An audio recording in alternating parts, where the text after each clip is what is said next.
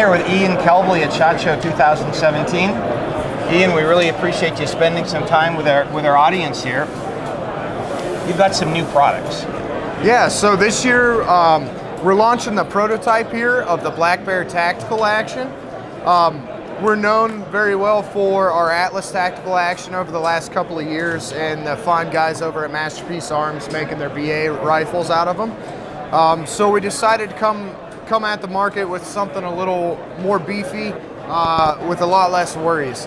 So what we did was we took our proven Kodiak platform and we took it from aluminum and made it steel so that we can black nitride it, so you got all the advantages of the lubricity and the hardness of the black nitride that's on the Atlas Tactical, but you got all the features of the rotational torque resistance of a square action, the integral recoil lug, and then the 20 MOA mil-spec Picatinny.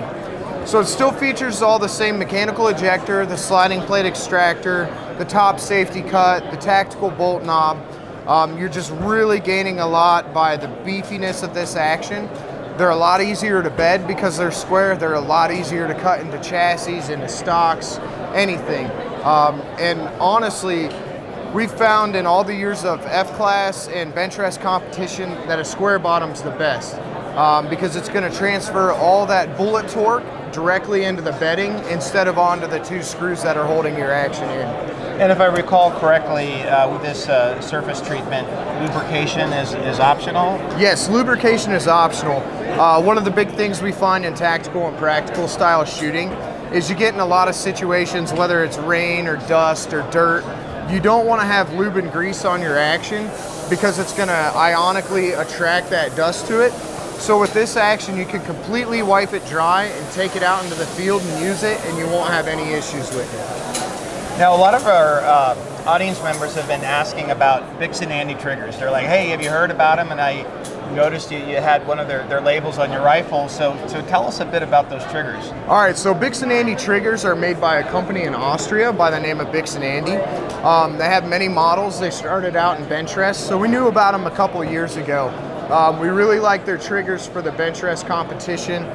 They're a very premium trigger. Like the triggers that we're shooting in our tactical rifles are what's called their marksman. So it's an independently adjustable first and second stage. So if you have a customer that doesn't know if they want a first stage or a second stage, you can put that trigger in for them. But what they came out with this year is all the technology that's held within all of their competition actions, well, all their competition triggers, and they put it into what they call their TAC Sport.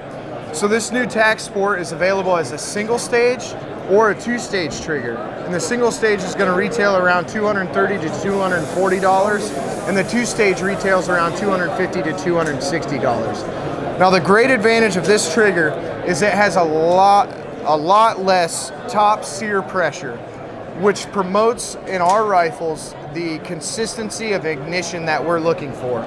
That's the main thing we focus on in our actions and rifles, is to have consistent ignition that's going to set the primer off, which is the foundations of accuracy. So when you have too much sear pressure on a trigger, what'll happen is the firing pin will drag, and you'll either get light firing pin strikes on the primers or misfires completely. So with these triggers, we're happy to announce that Bix'n Andys are available in all of our rifles straight from the factory for no extra cost.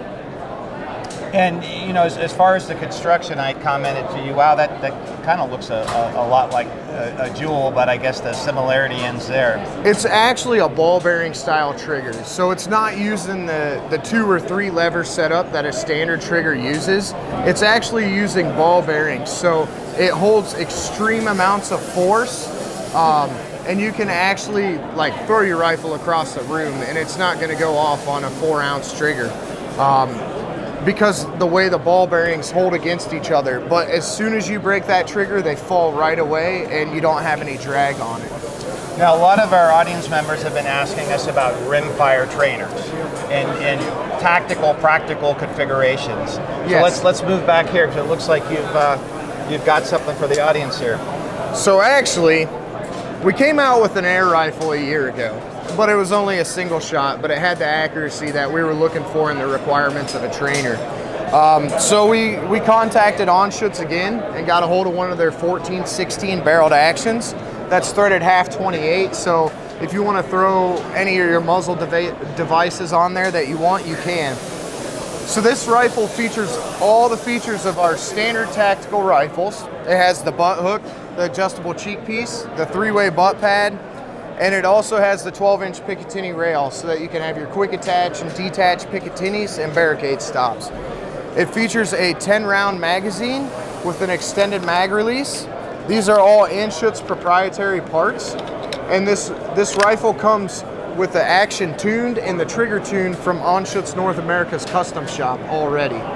And so a configuration like this, rough MSRP? MSRP on this is going to be $2,600, and that will come with a set of Kelbly rings so that you're good to set up any type of scope that you want on there. And left-hand option? Yes, we are going to offer this as a left or right-handed option. All the same price, all the same lead time. Us lefties like that.